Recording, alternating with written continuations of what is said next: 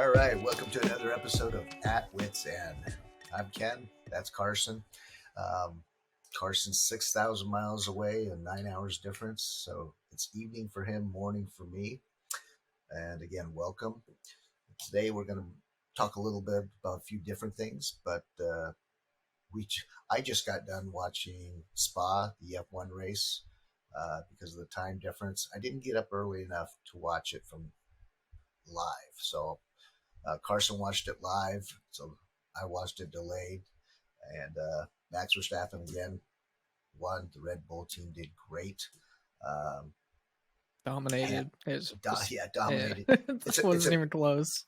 It's a beautiful track. And I don't want to get too much into F1 again, but felt sorry for Bottas. I mean, it was his birthday and out early.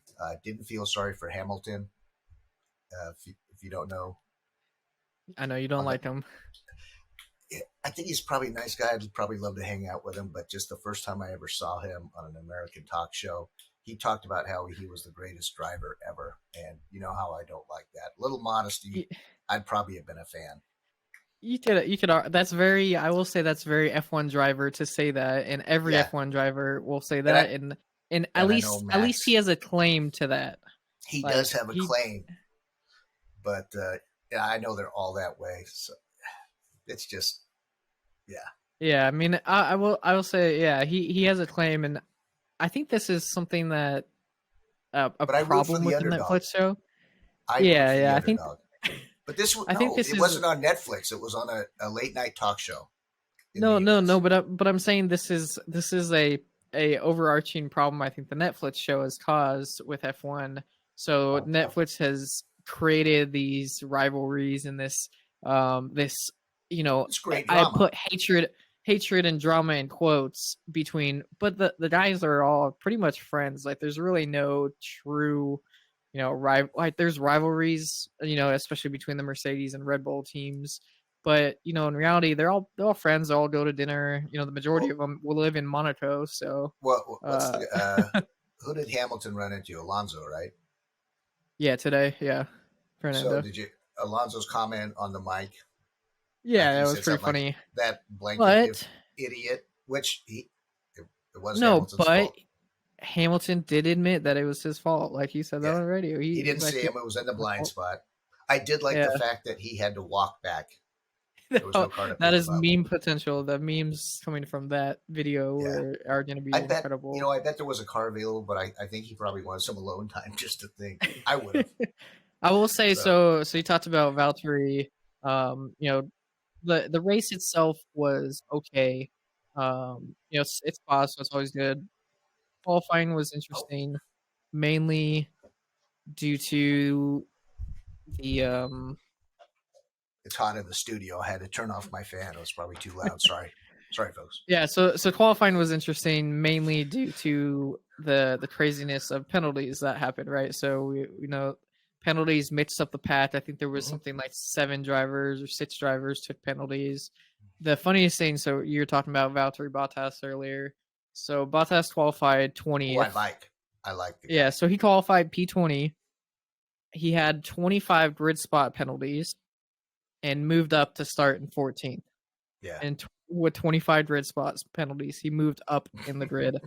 But it's even funnier too, because on actual race day when they lined up, the 2 AlphaTauris started in the pits. So realistically, Valtteri Bottas with 25 grid spot penalties qualified P20 and started P12. But the craziest thing, it's so F1 of them. Like it's pretty funny. But you saw with Max and his penalties, it didn't matter at all. I mean, he was so dominant. It was absurd. Well, again, we don't want to spend too much time on it, but congratulations to Red Bull. You dominated again. Any news in the last week on F1? Ricardo? Yeah, I mean, Ricardo officially parted ways with McLaren. They both came out announcing it. I don't know anything of the contract deals. I don't know if it's been talked about in depth. The other rumors I've heard were that it was like $15 million for Ricardo to step away from his contract next year. He turned down an Indy deal too. Yes, they did say he turned down the ability to stay in his contract with McLaren, but drive with McLaren IndyCar Racing, Yeah. and so he will not be doing that. He is fully pulled out of McLaren, or he's fully let go of his McLaren contract, and outside of that, nothing with new McLaren driver has been announced. New Alpine driver, any new driver spots have been announced. I don't know if it's news. Maybe it was 2 or 3 weeks ago. Absolutely no future races in Russia. And the other question, just for you, I heard it today. So this was not the last race in Spa. There's Yeah, one they more next officially year. announced it this weekend. Extended They it then? will Okay, be back that next is year. news then. Yeah. Okay, I didn't know Yeah. if I missed it So previously. yeah, as far as like race planning goes for the future, yeah, the FIA president said Russia will never be coming back. Now it remains to be seen, in the long future what that's going to be Yeah, like. But for when now, things get it's not coming back. stabilized, hopefully 5, 10 years from now they'll probably be back. Because who knows? Yeah, and then Spa will be back, so it's good to have one of the most legendary and one of the best tracks back Yeah, for F1. So, but yeah, as well, far as my team, McLaren, not so very much. disappointing. Lando, he was one of those drivers taking grid place penalties qualifying. He didn't, he was trying to make his way up through the pack. It wasn't much. I think he finished like 11th or some. So I don't know what they were doing with Dave Ricardo's strategy because he started P7, ended up P15 or something. Yeah, So who knows what McLaren was doing there? Like it's sad, and I don't think they're like harm like trying to do anything on purpose to him. It's just it's the way it is. There's been this big drama and everything, and everyone's gonna look at it that way. But in the end, both McLaren and Ricardo want to finish high. They want to get points. They want to do the best hmm they can. That's the goal for both of them. well, any driver. It's just yeah, it's just the way they're looking at it right now, and everyone's gonna look at it is it's they're not doing anything for Ricardo, and I don't think that's the case. But Yeah, um, and to yeah, clarify, I respect all the drivers. These are basically young kids, most of them early 20s, multimillionaires now on the world stage. Not so much in the U.S. On the world stage, they can't walk around in public. Um, they have wristwatches that are quarter to $500,000 on their wrists. Uh, houses, yeah, yeah, yeah. So a lot of respect to them. So any critique or negative things I say are in jest. Love to meet any of them. I think they're great guys. So yeah. And it's funny you mentioned the wristwatches. I was watching pre-race. I yeah, saw that Ferrari's a Richard Mill has Richard Mill as a sponsor, as do some other teams. And I saw Charles Leclerc. I think it was his performance coach. I'm not 100% sure who it was, but was handing him something let's go. on the Sky broadcast, and he was wearing his performance coach. I believe it was wearing a white Richard Mill. I don't know what reference it was, but it's crazy to see, like we were saying, a Yeah, house on this performance coach's wrist. and for those of you who aren't into watches at all, that is what at least 250,000. Yeah, I'd very say much more. depends. I mean, any Richard Mill varies between 100 and a couple million. They partner with a lot of huge athletes, and like the Rafa Nadal collection is crazy. They partner with other celebrities. They do a lot of racing driver ones. I know Lando wears one.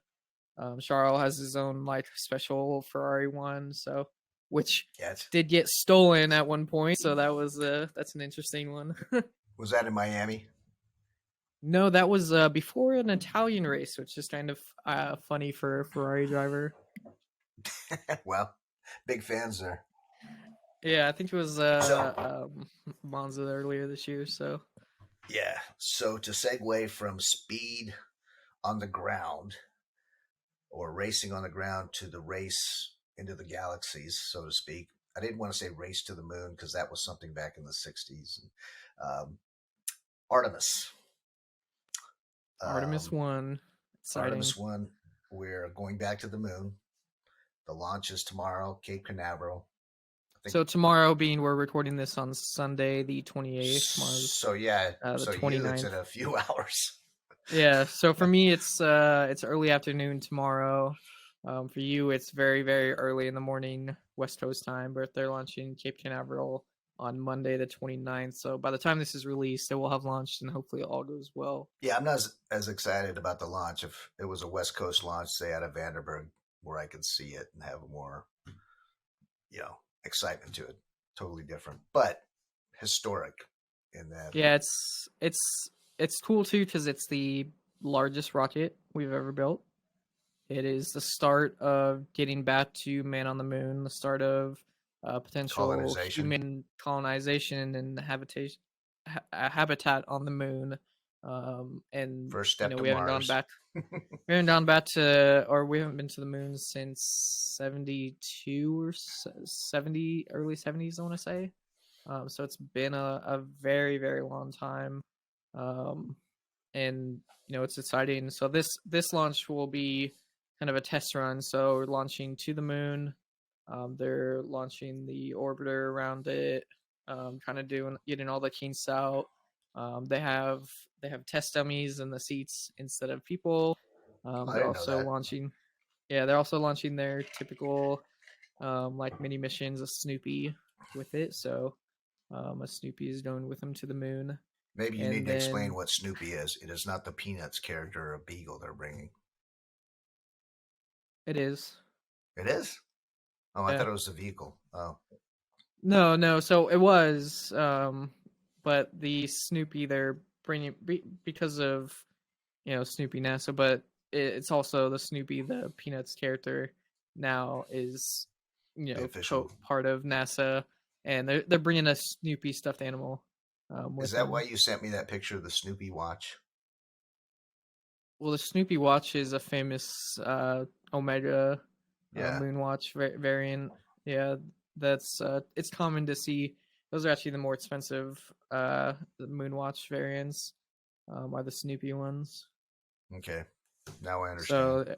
So yeah, Snoopy, NASA are all very famous. I don't know exactly the relationship there. I think it's something to do with um a like verifying something works in space, some type of um like challenges to working in space. There was a testing program, I think, and something like the naming of it was Snoopy or something.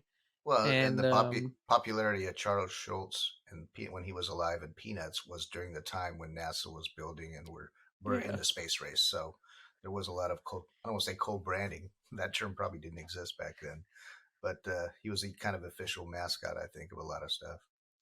yeah. So if you see a Omega Speedmaster with a Snoopy on it, it's typically more. It is more expensive than a normal Omega Speedmaster watch. Which, if you didn't know, the Speedmaster is famous for going to the moon and being a watch worn on the moon. So they are regularly branded with this Snoopy character on it and NASA stuff on it. So, Which is and also the co-branding with Swatch. yeah, they own they co-brand. Well, Swatch does Peanuts stuff, and they're all under the same umbrella as well. So Yeah, but I mean the Omega Swatch Moon the Moon series. Swatch, Yeah, I mean that's all kind of but it's not a Snoopy. They don't have a Snoopy. no, it's It not makes Snoopy, sense. but It makes sense they will do a Snoopy eventually, because the very famous Snoopy Speedmaster, but as of now they don't have a Snoopy Moon Swatch Omega times Swatch collaboration yet. So it will make sense if they do in the so is future. so when the trip to the moon, what are they going to be setting up? Do you know what's The the point of it, first step? Yeah, yeah. So they're launching tomorrow. Obviously, it's important that they're get the launch right. It's their first time with this new rocket, biggest rocket that NASA has ever built. I think the biggest rocket the world has seen yet since or until the SpaceX rocket becomes full and ready to launch. They're testing just getting to the moon. They're gonna fly the orbiter all the way there. They're testing just Are they leaving the behind flight path. cargo or any They're not leaving materials? behind Or anything. okay, And then they're testing re-entry. I think one of the most important tests is re-entry of the orbiter to Earth and the heat shielding. That's hmm one of their most important tests they're going to do. And then but they're not just reusing yeah. the rocket boosters or anything like that, like I'm not sure. I SpaceX know it's does. coming back down. I'm not sure what Hmm. amount of it they're going to be redoing, but it'll be a couple years until the humans are headed back to the moon. But this is the very important first step to it all. Yeah, yeah. Okay, well, good, exciting times. Yeah, So I so want be sure to catch it. And if you didn't know about it, be sure to check out the news and make sure hopefully all goes well by the time you listen to this. which it is kind of as important as it is. Again, it's really hasn't been in the news much, at least that I've seen, national or local. But hopefully that changes. People become more aware of it and understand the significance. So, Yeah, I think it's funny because it's like a good and bad thing. It's like become normalized to launch hmm with SpaceX and all the privatized companies. So like a launch like this doesn't seem to have its significance, even though it should. I mean, especially when we get to that point where humans are back walking on the moon. Like that's not well, only have we not done that in 40 years, but it's still only be the U.S. having done it. yeah, but And I think what they're planning is that the first woman to walk on the moon will occur as well. oh, didn't know that. But question for you, since you're in Austria, NASA is the U.S.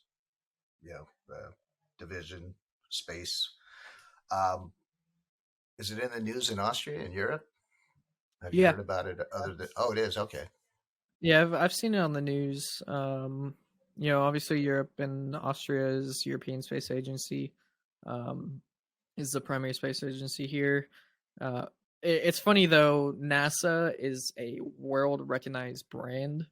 I Yeah, if you see walk so around many Europe, I see shirts. hoodies. Yeah, her Yeah, hoodies, hoodies, hats. The logos everywhere. The local thrift yeah, stores where our flat is in Neubagasse, they all have NASA crap in it. So I shouldn't say crap and clothing. it's yeah, it's I mean it's one of the most recognized logos ever, which is props to the marketing agency of NASA. I wonder if But they do they profit it's from a that? known They brand. have to, although it's a Um, government agency. it's a government agency, so I don't Hmm. think they do. I'm not sure though. Yeah, I don't need Interesting not a question. big deal. Yeah. Um, but yeah, Well, anyway, let's go on to the subject I wanted to ask you about. So Carson's been asking me to get more into Premier. Well, I'm in the States. Premier Soccer. He's in Austria, what's so it's Premier football. League? Premier Premier League is the League. league name. And my experience with soccer, should I call it football since we're on a pod with European football, is limited. When the kids were little playing soccer, I joined an indoor soccer league and failed miserably. Um, it has grown here. We have a local professional soccer team. I can't get anybody to even go with me, even if I offer to buy the beer. So someday I'm going to have to go. Do I have a favorite soccer team? Not really. I will say, similar to the popularity of F1 in the United States, I think Netflix and streaming has benefited European soccer. Um, I I've watched a lot of it. I told Carson I got like my top 10, and let me give it to you. So Wait, it's got before we start okay. Go ahead. this, so I want to mention you mentioned your local Sacramento soccer team, Sacramento FC. Mm-hmm. Um, so Oh, Sacramento Republic FC, I should Republic. say. The Cool correct logo, term. man. So, I want to say there's something amazing going on with them. They are Yes. not in the top flight of American soccer. They are not in the MLS, but they have qualified for the U.S. Open Championship, Yeah. and they will be playing in that on September 7th, coming up against Orlando City. A massive match. They are massive underdogs to even have gotten to this point. Massive for here. I Well, guess, they're a or the second. fledgling soccer's in its infancy. European football's in its infancy in the United States, and I have my Yeah, theories behind that as well. but they have been almost gotten an MLS slot. They have Were almost denied. gotten that. Yeah, They were denied, yeah, they were like, no, Sacramento, no. But they are a very good club. They have a very supportive fan base, and they beat, I think it was the LAFC, or LA yes, Galaxy, one of the two teams Galaxy, in their whatever. previous match, which massive upset. It was in LA too. Hmm. So they're playing Orlando City September 7th. I think you should watch that. It'd be a great one to watch. It's a So massive game where's for it them. at? I don't know exactly where it's at. I assume it's at a neutral site, so I'll have to look it up. But I know it's on the 7th, coming up, and Yeah, it's definitely the biggest match in their history. That's for sure. So yeah. I mean, it's a sorry that fledgling program. No, but I'm uh, glad you went off on it because that's I didn't. I forgot. Don't want to say forgot, but they are a great team. But again, it's fledgling here. And my brief theory on the success of European football in the soccer in the United States is that we have a diversity of sports. The top four: baseball, football, basketball, hockey, and I guess fifth would probably be soccer, right?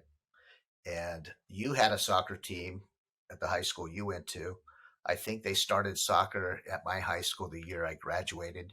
And I think it was pretty much the Filipino kids that were on the soccer team. I could be wrong. I don't even remember, but I know your high school had a successful soccer team. You had a good friend that played on it, or several, but like Streeter, shout out to him. He's actually tried to get me into Premier Soccer. He's gone the to Molars England. that Well, he's gone to Europe to go to the what do they call it? Just like the F1 has the F1 experience, I think it's the Premier League experience where somebody takes you to the game and you have a meal. So I will probably get into it more and more. Just kind of look at it. It's somewhat confusing to me. I still don't understand offsides. You beat a guy and you get penalized for getting by him. I don't understand that. I don't understand it. can I explain it very simply? Sure, sure. All right, when the ball is hit by a passer and the offensive player is in front of, so closer to the goal than the furthest back defensive player, any It's body offsides. part that is offsides. At the point that the But see, pass to is me, made, you're penalizing the offensive team for being successful. you're not successful at that point yet. At that point, you're offsides. But but you're beating the defensive guy. So I Yeah, don't but understand why you're penalizing him for that. it's penalized because if you didn't have that, you could just cherry pick and you could just Or sit on. you could post a Yeah, guy you right could in front of the goal and say just that. sit. But Yeah, that's not fun. So uh, that's why offsides is there. So but that is the definition, and it's now under VAR, which it gets it right every time. So video review, if you don't know what I'll get VAR back is. to a comment I made earlier about success of European football in the United States. I've always heard this, probably true. Lack of commercial breaks because there's no breaks during soccer. It's Well, constantly halftime, running back and that's forth. Yeah, yeah. that's when you'd have the commercials, or you'd have to have it while you're broadcasting, like in a separate window. But I will say I like that because I think Premier League soccer, it's not as long, or Premier League football. Any football match is not as long as an American sporting match, which you need. When you're 3 hours to a baseball game, you need Yeah, they're some trying time to in between or something. But yeah, they're with trying Premier to. League, you got 45-minute each half. You got a 10-15 minute intermission. It's over pretty quick, and I But you actually got to like remember, the pace of it. professional sports. It's about the income, the money Yeah, that you can but bring in. So you have to look at other ways. So whether it's as a fan, but from merchandise, a fan as a fan, experience, yeah, yeah. And then the one um, other critique I would have of the game in general, and those in Sacramento remember Vladi Divac of the basketball team, the Kings. He was famous for the Vladi flop. Every soccer players, you know, they go down when they get their hair breezed by, and they sit there and wince in pain until they get a yellow card on the opposing player, whatever. So that thing, I'd like to see a guy go down and just pop back up and not stay it, down and wait yeah, for a call. it's very situational when they're doing it. They're obviously trying to get the Great call. actors in soccer and Yeah, European they're trying to football. take advantage of the rules and everything. So Yeah. So that's It's a small critique. hyper It's kind of competitive. funny, so I watch it. But like, I actually did look up, Carson. I said the top 5 leagues, and English Premier League is the top. Yep. And then what are Top the other top ones? as far as money and most watch and everything for sure. Well, they say sport, yeah, success wise, sports wise, but then Success that's the wise, other it's thing. arguable. Who do you follow? I mean, do you follow the English Premier League? There's one in Spain, Portugal, La the Liga. Bundesliga in Germany, and I even forgot about Latin America, Mexico. But it appears to me to be that the English Premier Soccer is the top, the podium, you might say. Yeah, definitely. And then there's all these different tournaments. I looked up which is the number one tournament. Obviously, the World Cup. I think most Americans have heard of the World Cup. And then they actually rank the Olympics as number 2. They call it the Summer Cup or something like that, Summer Games, which I agree with you. I wouldn't. I put But it then there's all behind these, the number Euro 3, Cup, the African Cup, four I think actually. there's whatever the major ones CONCACAF are. is North Yeah, America, Latin that's another America. one. Yeah, So so go ahead. it's just so global. It's hard to really pick. And the Euro League, I looked up something in the European League, and I saw a lot of English Premier teams listed, and one of your teams, Salzburg, was listed, but I didn't Champions League see. is probably what you Oh, said. that's what I looked at. Yeah, so Champions League. Yeah. So how can you It, be in the Premier League and be in the Champions League like yeah, Liverpool's in so both? it's pretty cool. So Premier It's League is confusing. I don't know about cool. yeah, so well, I think it's cool the way it's structured. So Premier League is the top league in England. So each country has their own kind of top flight league. They all pretty much have the same format of different levels of the league. Premier League is the top flight in England. La Liga in Spain, probably my number 2. Germany, you have Bundesliga. Um, Austria, so local, you have the Austrian Bundesliga. So So in there's Austria, wait, in Austria, it's also the Bundesliga. yeah, So is it's Austrian. Salzburg, Linz, Graz, are they all in that league? Yeah, so they are all in the Austrian Bundesliga. If they're in the top flight, if the team is in the top flight of the So Austrian Bundesliga, where's Rapid Wien? Are they so in the they're in the top flight top flight. Yeah, the of Austrian Austrian? Bundesliga. So they're in with Salzburg, but Salzburg is in with the European Yeah, league. so all in the Champions League is a combination of all these leagues of the best teams from those leagues. So the Premier League, um, the way you qualify for the Champions League is by doing well in the Premier League. The Premier League, you need the top 4 spots, or the Premier League has the top 4 spots go to the Champions League. And So Rapid Wien would have to be in the top 4. Then they get it's invited. It's it's like a playoff. different. It's Oh, different per league. So Austria has one team in the Champions League, just and it's one. yeah, they have just Salzburg, Red Bull Salzburg. I'm not sure of the different qualifications, but there's levels to how many teams go to the Champions League. So wait, Austria has would Luck one. would Monaco or Luxembourg or Liechtenstein have a team? Well, Monaco's in the French league. Okay, okay. Switzerland has their own league. They regularly have teams go. Young Boys is pretty common. Oh, which I will say the first, and I think maybe the only professional European soccer game I've been to was in Switzerland. Yeah, so it varies the amount of teams per league. I think the Bundesliga has 5 this year. I think that's tops. Premier League has 4 every year. La Liga has 2 or 3. So they just did the draw for the group stages in the Champions League. So that being they have a big event where there's a bowl with a bunch of balls in it, and they pick teams to be in each league, in each pool from all the leads or all the teams that qualified. There's some rules to it, so you don't get like multiple like 3 Premier League teams in the same pool. That wouldn't be that. That's not really. It's just the Premier League pool.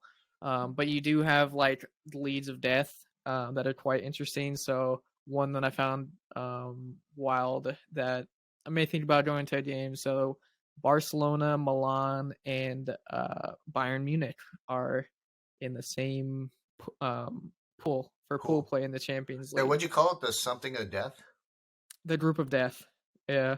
So it's a term used in the like World Cup where it's like you get a pool of like 4 teams, and So like it's like a 3 of them are single just elimination. massage.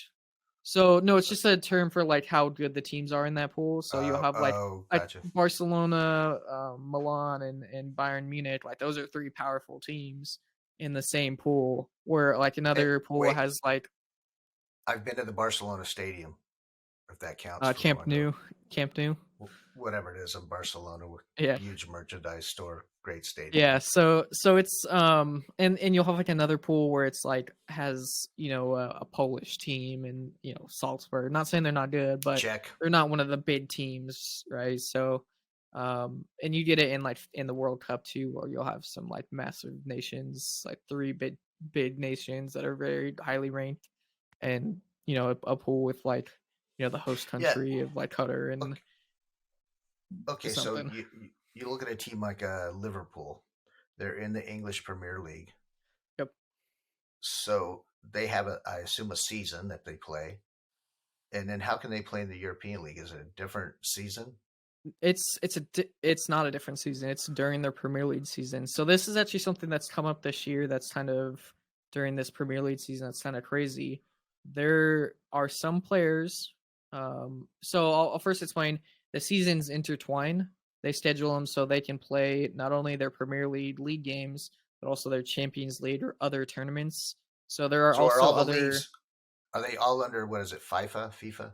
FIFA. Not all of them So though. they coordinate They all schedules? Oh, Yeah, they all do work under FIFA, but they may not be like FIFA leads. But they do coordinate schedules so they can play their matches. And then on Olympic and World Cup years, they do also have a break for those matches as and it well. is a World Cup year. It is a World Cup year, so one of the interesting things that is happening this year. So you talked about Champions League, Premier League, World Cup, all the other there's also sub tournaments. So in like the Premier League, you have the Carabao Cup, the FA Cup. Those are other trophies that Premier League and other teams that are not in the Premier League can win in England. It's a tournament within the season for a trophy. Yeah, that's what I'm Um, saying. There's so many different tournaments out there. yeah, When I'm watching one of these shows, and we'll talk about it in a minute, um, they lost their spot in the Championships League, but their season won't be lost if they win so and so cup. yeah. There's always a cup they're playing for Yeah, somebody. like winning the Premier League or something, or the FA Cup or something. But what's interesting this year, it being a World Cup year, is there are some players that if they play in the Premier League, all the tournament games, all the Champions League games, all the World Cup games, they could be playing like 80 matches in a season, which is absurd. That's Yeah, crazy the wear for and a tear on the football. body. Yeah, and So these guys run marathons every match basically. So yeah, so if I'm I don't know, is there is there a midfielder position? yeah, Okay, so I'm a midfielder for Tottenham. Did I say that Tottenham. right? Yeah, Tottenham. Tottenham. Eh, Do I make more money playing in the two different leagues or by cups? Or if I'm paid £1 million, wherever the team goes, I go. Yeah, Whether we play 60 games or 90 games yeah, it matches. depends. It depends your contract, but most of them probably have bonuses for winning and getting to further in different stages. So, Hmm. like, I assume like getting further in like the Champions League, they have bonuses attached to that, performance bonuses, which are common with other sports leagues, especially in America. Yeah, but like in the U.S., American football, you would not, the Rams are playing the Niners.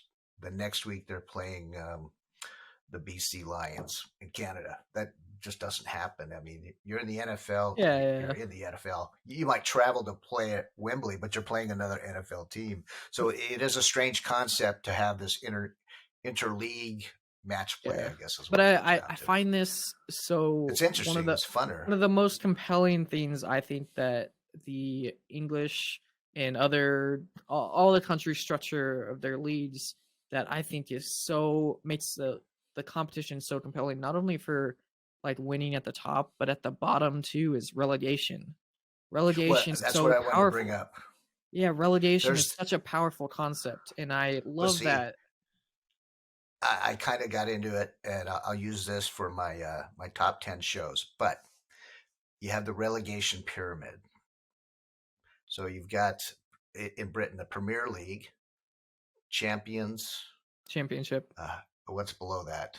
League One. North I League think it's One and League One. Two or something. Yeah, yeah. And I'll talk about this one show that they are below the those above that line on the pyramid are all paid professionals. They're one below it, the last league that you get paid to play, which I found fascinating. So they're trying to avoid any more relegation, or so they're trying to move up. So you can move up and down, is what it does. Add a concept to the Oh, sport that you don't it's, have anywhere else, it's and it's incredible. sad. And the other thing that I think is compelling about a lot of these Netflix shows, uh, the town is so intertwined with the club. A lot of them go back, hundreds of 100 years or so, but it's hard to find that. On the West Coast, the fan base is not as rab. Philadelphia, for instance, Boston, those cities are intertwined with their teams. I mean, people live for games for their sports teams. So let me get into my top 10. The first one, well, first I clarify, you can't have a Will Ferrell Disney type movie or TV show. But my first one somewhat is, because I love Ted Lasso. And I know when we were there recently, I kind of spoke about it. It's a fantasy. It's somewhat, there's a tinge of reality in it, but the fact that American football head There coach is now.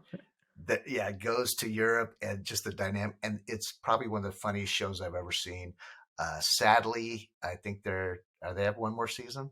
Yeah, I I think will they miss are. that Yeah. show probably more than Seinfeld. But my new I do like the underdog. So my new kind of favorite team is Sunderland. So Sunderland Till I Die was a great show, and the reason it was so compelling is that the town. It's kind of a depressed economic town. It's in the north of England, Far I north of believe, England, yeah. far north. I mean, I want to go there now and hang out at a pub and hang out with these guys. So, and then the All or Uh, Nothing series, Yeah, so I'll say Manchester that City. Oh, go ahead. the stadium, the Sunderland Stadium of Lights, so such a just that Yeah. show and Stadium of Lights, that is football in England for me. That team, awesome Well, show. like we did when you were younger, the baseball stadium tour. If I had the time and the money to do a tour of the English uh, football stadiums, that'd be a hell of a fun time to do it. I don't know if you Yeah, could do yeah. it. I'm sure there's people who have, but Oh yeah, the All or Nothing series, again, on Netflix. Wait, Ted Lasso, for those of you, is on Apple TV. yeah. All or Nothing's Sunderland. on Amazon. Oh, it is. Oh, you're Yeah. right. It is. So, but Manchester City, I thought was a really, really good one. Currently, it's Arsenal. It doesn't seem as compelling, or I haven't been brought into the team. They're Arsenal. Got a cool Well, logo. The so team I will say dynamics. All or Nothing. The Manchester Spanish coach. City has Pep, and that was a big Yeah, Pep. that was a great one. What He's was something else. Yeah. All or Nothing, Tottenham. I like that one. And So then I'll cut in here too. So okay. I don't know if you can see right above my head.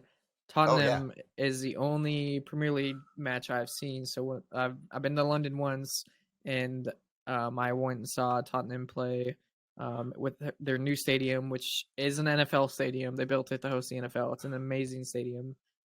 So just cut in saying Tottenham is the And only team I've if I seen. remember right, that was with a full crowd. It wasn't a COVID, Yes, nobody in the yeah, state. Okay, so that yeah. Which that I that have makes a been big to. difference. If you see this scarf right here, where am I going? That's the Austrian flag. Go further. Yeah, This there. scarf right here is Bayern Munich. That's a Christmas limited edition scarf. I went to a Bayern Munich match, a COVID match, so it was like 10,000 people, so it was a little depressing. But Tottenham was a full crowd. And I will say, folks, Carson made me buy a Bayern Munich. I don't know what you call it, a team jacket, It's a rain rain jacket. jacket, yeah, team jacket. It's hanging in the garage. So Super cool um, jacket though. another one I just kind of came across, and again, being an American, I mean, I've heard of Pele and Beckham. Uh, Ronaldo. I couldn't tell you much about any of them, but I watched Rooney, and I thought that was just it was what a guy. I'd love to meet him. I Dude, know a lot Rooney of is people somewhere hate him, else. but in a pub with a couple of pints, he would be a great guy to hang out with. And that's on I don't know what that's on, whatever stream. I didn't put it down. One I got into the Italian league. I don't even know how you say it. Juventus. Juventus, yeah. Yeah. So there's success, but then there's another one associated with it called Soccergate or Bad Sport, and it's about the owners and management and the scandals associated with it. Yeah. And I think Ferrari's even kind of in on that one too. I think there's It's some all crossover. the Italian companies Yeah. get like crossed up and everything there. Another guy I had never heard of, but I found it fascinating. The show's called Make Us Dream, the Steven Gerrard story. Steven Gerrard. Yeah. Uh, I mean, I'm a fan of his now. So he's And he's then, now you'll catch him a lot on like broadcasts. He's a TV personality now, so it's if you're watching like if you catch Premier League stuff, you'll see Gerrard on but the his broadcast all loyalty the time. to his team was unbelievable. Yeah, Liverpool. I mean, he gave up money. He was from Liverpool. He started youth soccer there, and he played for Liverpool. I think his entire career, but I think didn't he come to the States and play for I think in he played retirement a late for the late LA season with them. Galaxy or somebody? Yeah, Yeah, but he was a youth prospect for Liverpool, which is cool to see him come up through the academy. yeah. And then my last one, and kind of a connection to the States. Your brother got me into it. It's on FX. Um, and we do have some family connection because we have a brother. My brother-in-law is from Wales. It's Welcome to Wexham. And, Wrexham. Rex, yeah, and it's Canadian actor and multimillionaire Ryan Reynolds, and then and I've known this guy, watched the shows, but didn't know how. I didn't know much about him. Rob McElhenney, is that how Yeah, you say his name? McElhenney. From Always Sunny in Philadelphia, which I did know is his show, his concept, everything was says he's from Philly. He's always been a diehard anything Philly fan, Eagles fan. So he called up Ryan Reynolds, had never met him in person, and said, "Do you want to buy a soccer club?" And so this club has been relegated. They're down below whatever that line is. They're at the last league that their players make any money. They have this old stadium. It's a Welsh coal mining town, if you know anything about Wales. So the economy is kind of non-existent, but the whole town, the town got to vote on it. And the threshold they had to meet was 75% of voters had to okay the sale to this Canadian American actors, and they got like 98% yes. So the town's fully behind them. I think there's only been 2 shows released, but they're not going to replace my favorite of Sunderland yet. But I'll be rooting for them, and I think it's a great show to watch because it's not just about the sport of soccer or football. It's about the economy, the town, the culture, the people. So great show to So, watch. so I will say there's an interesting. I'm looking forward. I haven't caught an episode of that yet, but there's an interesting one too. That it's not a show, but kind of something I've followed on TikTok and social media. There is a group. I think it's like 7 or 9 guys who, in 2019, at the age of 19, they became the youngest football club owners in England. They bought the club Walton and Hersham FC, and they have been promoted 3 times, I believe, since they bought the club. Wow. And they are moving their way up. They're learning the business side of everything. But at 19 years old, this kind of group of friends bought a football club, and kind of like Wrexham with Mhm. celebrity social media status. These guys use the unique story and social media to build this club. They're promoting their fan base is growing. It's another like small town in England. But But I encourage you to look them up. Walton and Hersham FC. man, what league are they in? Do you They know? are in. I don't know what they're currently in. They've been promoted a few times Well, since they bought Wrexham, the club. and that's what I'm going to. I hope they start a show on that one, or at least I'll try and follow them. The fact that they're celebrity owners, but the management is not. They're not managing the team or coaching because they couldn't do it. But be, they're having to fire people. trade, get rid of guys that this is their last chance of ever playing, get rid of local kids that came up through the league. And I think they said their salary there's like 40 grand. And you talk about COVID, that I don't think they said that was their main stream of income. So they had lost a lot of money during COVID. And so if these guys can pull it off, or the guys from social media, I mean, that's great. I love to see that. I like the underdog story. Yeah, so it's cool to see. So yeah, I think we're getting up there on time, so we'll call it at this point. But yeah, I mean, if you're an American looking, Premier League, obviously it's famous in any football league in Europe and most of the world. I really suggest you find a team to follow, find the stories, because especially these like smaller teams that there's always something interesting about them, and the passion of the fan bases I think is it's different. Like there's a lot of passion for, like you're saying, Boston and Philly teams, like but I think I feel it's something about relegation and the history these clubs have that just it's something the history, different. Yeah, the relegation. There's a lot on the line, and the fact that it is part of a city and it's global. I mean, you're playing countries against each other, but so yeah. And I will say too, to Rapid Wien. That has to be my number one team just because of my background. And go Sunderland, and good luck to Wrexham. And I will say too, if you want something quick fact about a league, the German Bundesliga, there is a law on the books in Germany where no single owner can own more than 49% or own more than 50% of the club. It has to be owned by the people. And so a club like Bayern Munich is owned by the people. You can become a part of their ownership, and you actually Green Bay. Yeah, you can actually make decisions for the club. And it's very interesting about the Bundesliga. Premier League is owned by massive, wealthy people and companies. Some Americans. I think it's almost 50% now is American, at least some part American owned. Oh, really? Which is interesting. Wow. Yeah. But the Bundesliga is owned by the people. And I think this is what keeps like them not able to attract the biggest players for a lot of their teams. But you do have like Bayern and Dortmund and Leipzig. Like they are good teams and they make Champions League. But it's something else like on another level when you get that, because that like Bayern Munich, they have the owners meetings, and it's just like the people, the fans coming to these meetings, and it's a board meeting, but it's just the fans, it's just the people from Munich and the club owners coming together, and they vote, they make decisions, all this, and even, they take it a step further. Their front office is ex-players of the club, and it always has been and always will be. So they're dedicated to their club, and they knew once what it was like to play for them, and now they're running the club. So, and they've grown it into this massive brand. Bayern Munich is it's Bayern Munich. Yeah.